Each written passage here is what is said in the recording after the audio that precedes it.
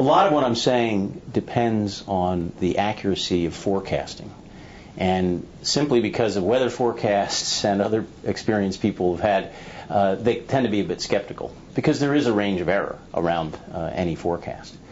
When the Rand Corporation developed the idea of selective incapacitation with NIJ grants 30 years ago, and recommended that we try to use prison much more selectively to keep the prison population down, to keep the costs down, the National Academy of Sciences Review Panel was very skeptical because they thought the false positive rates, the errors, would be way too high.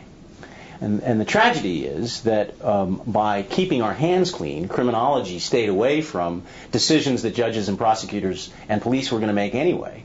And when they made those decisions without guidance from criminology, what they decided to do was to play it safe and to put as many people in prison as possible. And so, 500% growth in the prison population later, I think it's time for criminology to ask, do we want to get our hands dirty? Do we want to make the best predictions that we can make, even if they're going to have error? Because those predictions will be much more accurate than people looking at a rap sheet and saying, this guy's dangerous, lock him up. When, in fact, if his first offense was not until age 21 or it's all been property offenses, the cost effectiveness of locking that person up as opposed to keeping close tabs on him out of the street would be very low.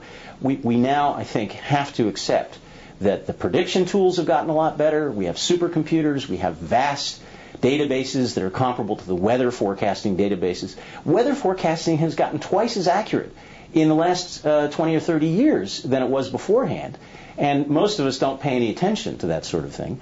But just compare it to volcano prediction, and you'll see how much better weather forecasting is than other kinds of forecasting. And crime is getting very close to at least a weather forecast for the next day, or at least for the next 12 hours. If you're going to look in the short term, like the next 2 years, is this person going to commit a horrible crime of the kind that we absolutely have to protect the public against? We can make those kinds of forecasts with much better accuracy than judges and prosecutors are making them by the seat of their pants. And I think the prosecutors, when given the opportunity to base those decisions on those models, will be grateful to have something to hang their hat on, as opposed to having to take all of the blame and get none of the help that criminology can offer them.